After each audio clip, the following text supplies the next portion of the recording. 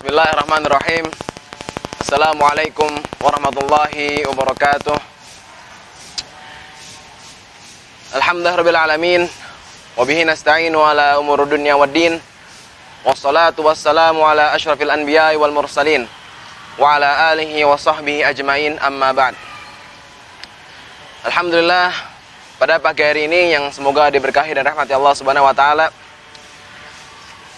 saya di sini akan membahas atau memaparkan sebuah sejarah Islam yang memang sangat penting untuk dijadikan sebagai bahan ibroh dan introspeksi diri atas apa yang telah kita lihat pada umat muslim pada zaman sekarang ini. Apa yang akan kita bahas pada pagi hari ini, insya Allah kita membahas tentang faktor-faktor keruntuhan yang dapat memicu keruntuhan dinasti Turki Utsmani. Sebelum kita masuk dalam faktor-faktor keruntuhan dinasti Utsmani ini, kita harus tahu apakah itu dinasti Utsmani ini. Dinasti Utsmani merupakan salah satu dinasti Islam yang sangat besar dan yang paling lama masa kekuasaannya, dan juga paling kuat dan juga paling banyak sumbangsihnya di antara seluruh dinasti Islam yang lainnya. Turki Utsmani ini berdiri pada tahun 1299 Masehi di bawah pimpinan Utsman bin Ertugrul Utsman I, dan berakhir pada tahun 1923 yang dimana para sultan terakhir di sana diturunkan oleh para pemberontak dari jabatan, dan berakhir secara pasti pada 3 Maret 1924 Masehi, yang dimana ketika itu Mustafa Kemal Atatürk yang menjabat sebagai Presiden Republik Turki Sekuler menghapus sistem kekhalifahan Islam, dan ia juga melakukan perombakan yang sangat besar terhadap sistem pemerintah di Turki pada waktu itu. Kembali kepada Turki Utsmani. Turki Utsmani ini merupakan sebuah kerajaan yang dimana sumbangsinya kepada Islam sangatlah banyak. Akan tapi mengingat bahwasanya kaum muslimin zaman sekarang, terutama anak-anak muda, para pemuda dan pemudi, sangat jarang mengetahui sepak terjang dan sumbangsi yang besar ini, dikarenakan kesibukan mereka terhadap dunia, dan dikarenakan kelainan mereka terhadap sejarah Islam, dan juga dikarenakan kurangnya informasi yang mereka dapatkan, atau mungkin kurangnya hasrat diri mereka untuk membaca. Apa yang diketahui oleh kaum muslimin sekarang tentang Turki Utsmani, atau jikalau mereka mendengar perkataan tentang Turki Utsmani yang dimana orang barat mengenal dengan The Ottoman Empire, mereka hanya mengetahui tentang sebuah kejadian yang dilakukan oleh Sultan Muhammad Al-Fatih, yaitu penaklukan Konstantinopel. Padahal jikalau kita melihat dari sisi sejarah, masih banyak sepak terjang atau poin penting atau tinta emas yang telah dilakukan oleh para Sultan Turki Utsmani ini. Sebagai contohnya, mungkin banyak dari kalangan anak muda sekarang tidak mengetahui siapa itu Sultan Bayazid II, yang dimana ia melakukan pembebasan terhadap penduduk Spanyol Muslim yang kala itu sedang ditindas oleh Ratu Isabel dan Raja Alfonso atau Ferdinand. Dan setelah itu juga mungkin sedikit kaum muslimin, terutama pemuda dan pemudi, yang mengetahui tentang sepak terjang Sulaiman Al-Qanuni yang diduduki oleh orang barat sebagai Sulaiman the Magnificent, karena sepak terjangnya terhadap kaum muslimin, sepak terjangnya dalam penaklukan kota-kota yang perlu diberi dakwah Islam, dikarenakan pada tahun itu di bawah pimpinan Sulaiman Al-Qanuni, Islam telah mencapai dan masuk ke dalam daerah Wina. Wina itu adalah sebuah daerah di dalam Eropa Timur sana. Lalu juga kita mau tahu bahwasanya kaum muslimin sekarang tidak mengetahui siapa itu Sultan Abdul Hamid II, yang dimana Sultan Abdul Hamid II ini menyerukan sebuah seruan untuk mempersatukan dunia Islam, yang pada saat itu Turki Utsmani telah mengalami masa-masa kemunduran, bahkan dijuluki oleh orang Eropa sebagai the sick man of Europe, atau orang sakit dari Eropa. Sultan Abdul Hamid II ini menyerukan sebuah slogan atau ideologi Islam pan-Islamisme, yaitu dengan mempersatukan umat Islam di seluruh dunia. Lalu proyek beliau yaitu kereta Hijaz, yang dimana beliau mempermudah para kaum muslimin di Jazirah Arab untuk mengunjungi Mekah dan Madinah dengan waktu dan tempo yang sangat sebentar. Dan itu juga kita belum mengetahui, atau mungkin masih banyak para kalangan pemuda dan pemudi yang tidak mengetahui bagaimana sepak terjang kaum Utsmani Turki dalam pembelaannya terhadap kaum muslimin di daerah Yaman atas Portugal. Karena kala itu Utsmani memiliki banyak sekali musuh dan banyak sekali daerah peperangan yang harus mereka lakui. Seperti halnya peperangan mereka melawan dinasti Safawi di bagian Iran sana, lalu peperangan mereka melawan Rusia di Laut Hitam atau Laut Baltik juga, lalu peperangan mereka melawan Portugal di Jazirah Arabia, lalu pertarungan mereka melawan pemberontak-pemberontak Arab, suku-suku Arab yang dihasut oleh Inggris dan Prancis untuk memberikan diri dari Kesultanan Utsmani ini. Akan tapi akan ada hal penting yang harus kalian ketahui tentang penisbatan khilafah terhadap Turki Utsmani ini. Sebenarnya kata khilafah itu ditujukan kepada sebuah kerajaan atau pemimpin yang memiliki hubungan kekeluargaan dengan baginda Nabi Muhammad SAW. Seperti halnya dinasti Umayyah, di mana dipimpin oleh Muawiyah bin Abu Sufyan, seorang anak dari Abu Sufyan radhiyallahu anhuma, dan di mana Abu Sufyan itu merupakan seorang paman Nabi. Lalu juga terjadi pada dinasti Abbasiyah, yang di mana dinasti Abbasiyah Al-Abbas merupakan seorang paman Nabi juga. Tapi kenapa Turki Utsmani yang dinotamani mereka adalah suku nomaden dari daratan Cina atau Turkistan sana, dan mereka sama sekali tidak memiliki garis keturunan ataupun hubungan kekeluargaan dengan Nabi Muhammad SAW. Tapi kenapa mereka diberikan gelar khalifah terhadap sultan-sultan mereka di periode terakhir? Ini perlu diketahui bahwasanya saat itu dinasti Mamluk Mesir, yang dimana mereka melindungi atau memayungi dinasti Abbasiyah. Kita mengetahui bahwasanya pada tahun 1259 dinasti Abbasiyah hancur lebur, dihancurkan oleh Hulagu Khan dari cucu atau anak Genghis Khan. Dan khalifah terakhir Abbasiyah itu dibunuh oleh Hulagu Khan. Lalu setelah itu orang-orang Mongol terus masuk dalam wilayah Islam dan terus membabi buta warga-warga muslimin atau kaum muslimin di sana. Dan akhirnya bertemu dengan pasukan Mamluk di daerah Ain Jalut. Akhirnya pertempuran berkecamuk dan dimenangkan oleh Sultan Baibars dari kerajaan Mamluk. Dan setelah dari situ maka keturunan Abbasiyah yang masih ada mulai bangkit kembali, akan tetapi di bawah naungan dinasti Mamluk ini.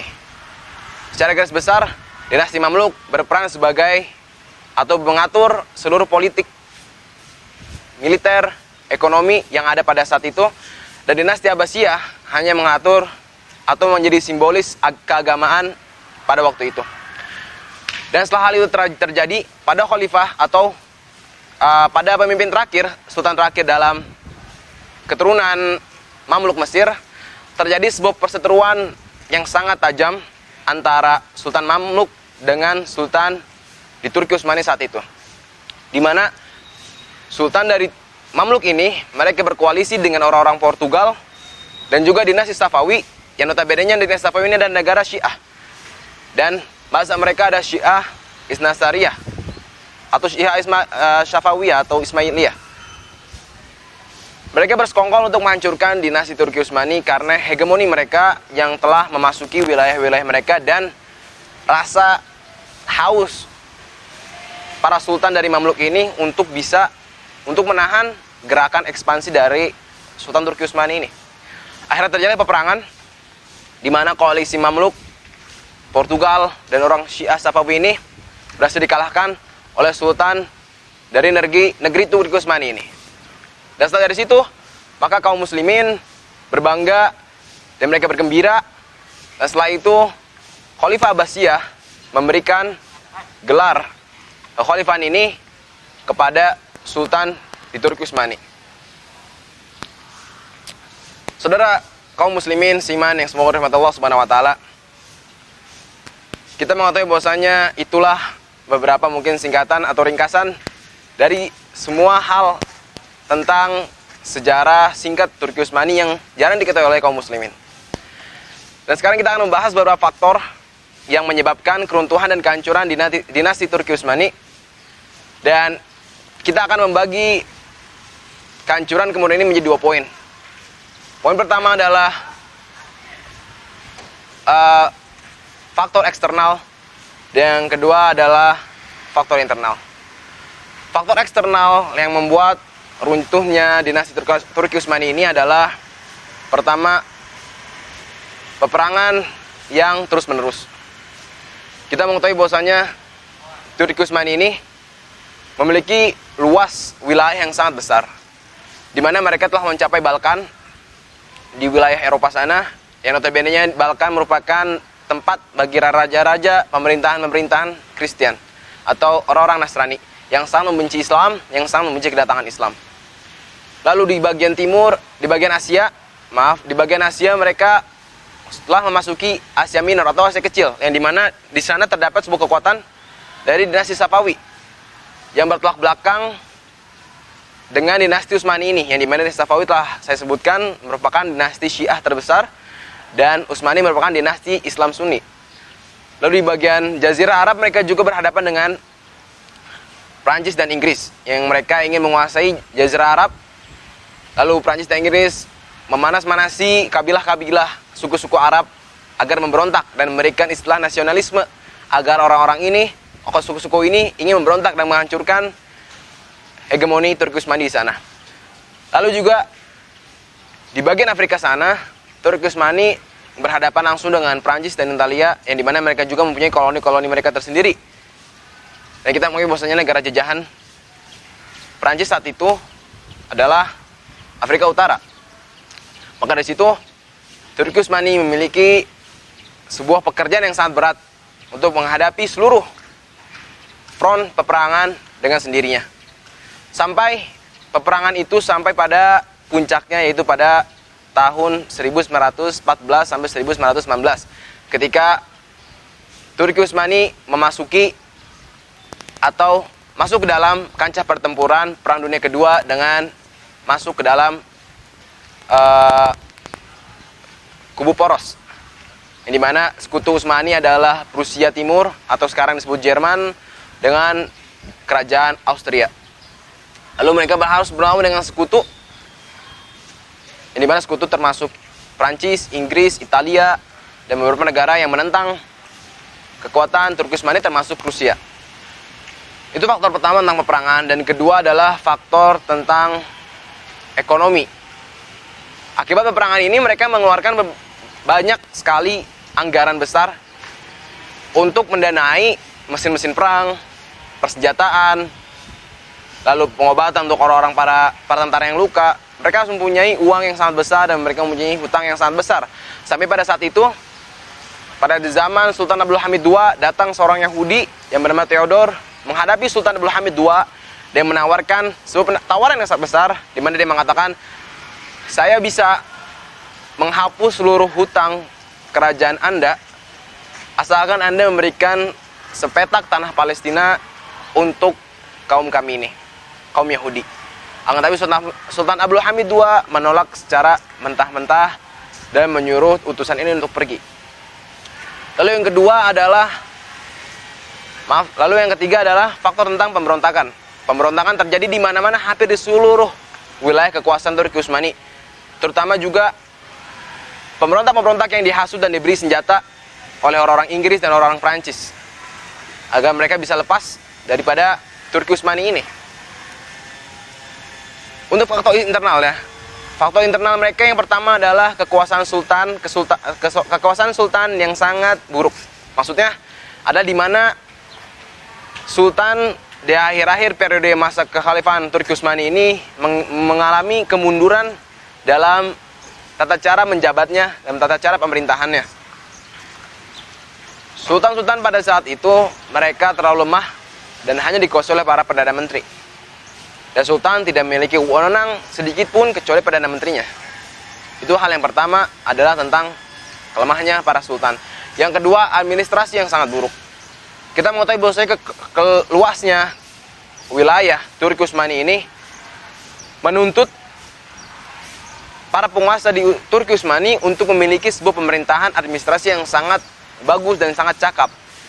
Dikarenakan Turki Utsmani ini memiliki, dalam wilayah kekuasaannya mereka memiliki berbagai macam etnis, berbagai macam bahasa, berbagai macam kebudayaan, berbagai macam agama yang harus bersatu di bawah kekhalifahan Turki Utsmani ini. Akan tetapi karena buruknya administrasi pemerintahan mereka, maka kehancuran kemunduran terjadi di tubuh Turki Utsmani ini. Lalu faktor yang ketiga adalah gerakan Turki Muda atau gerakan nasionalisme Turki yang dapat merubah negara khalifah menjadi negara republik sekuler di bawah pemimpinan Mustafa Kemal Atatürk. Kita mengetahui bahwasanya Sultan Muhammad V atau Khalifah Muhammad V yang menjabat sebagai Sultan terakhir dinasti Turki Utsmani itu diasingkan menuju Malta oleh Mustafa Kemal Atatürk.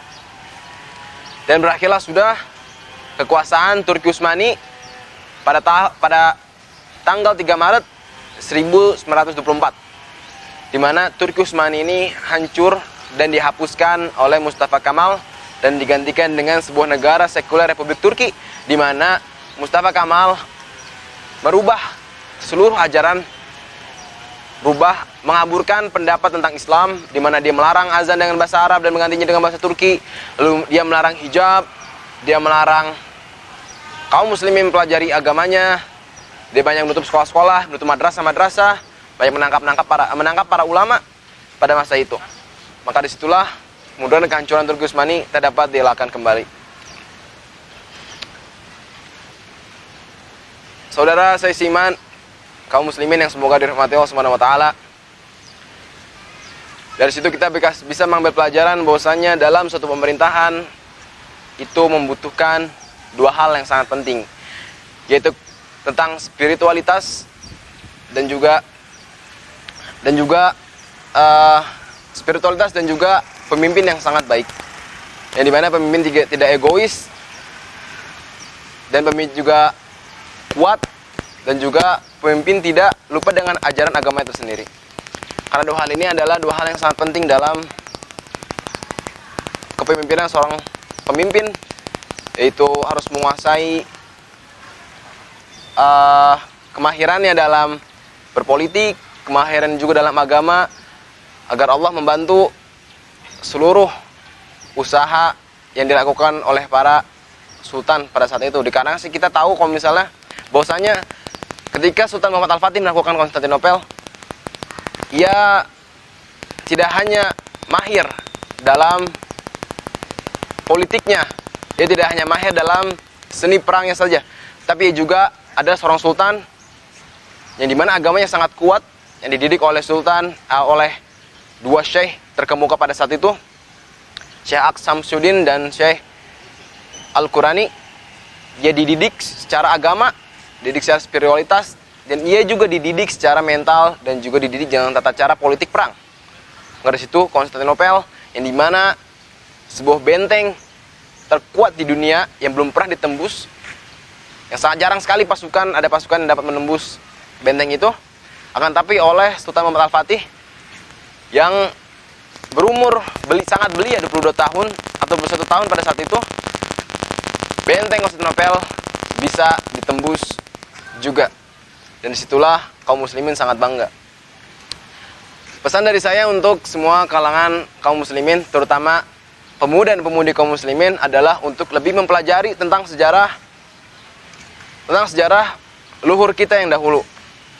Karena kan banyak sekali pemuda dan pemudi kita yang tidak mengetahui siapa itu para sultan dari dinasti Abbasiyah, atau siapa itu Harun al-Rasyid, siapa itu Al-Ma'mun, siapa itu Muawiyah bin Abu Sufyan, siapa itu Abdurrahman an-Nasir, siapa itu Tariq bin Ziyad, siapa itu Muhammad ibn Tumar. Apakah itu menjadi hal yang sangat tabu bagi mereka hingga saat ini? Padahal kita mengetahui sekarang informasi dapat mudah digapai, buku-buku sekarang banyak, para sejarawan juga telah menuliskan banyak sejarah yang sangat penting yang harus kita ingat tentang umat Islam ini. Mungkin sekian dari saya. Jikalau ada kesalahan dalam tutur kata atau dalam pemaparan sejarahnya itu bisa dikoreksi karena saya juga masih seorang pelajar. Kurang lebihnya saya mohon maaf. Syukron. Wassalamualaikum warahmatullahi wabarakatuh.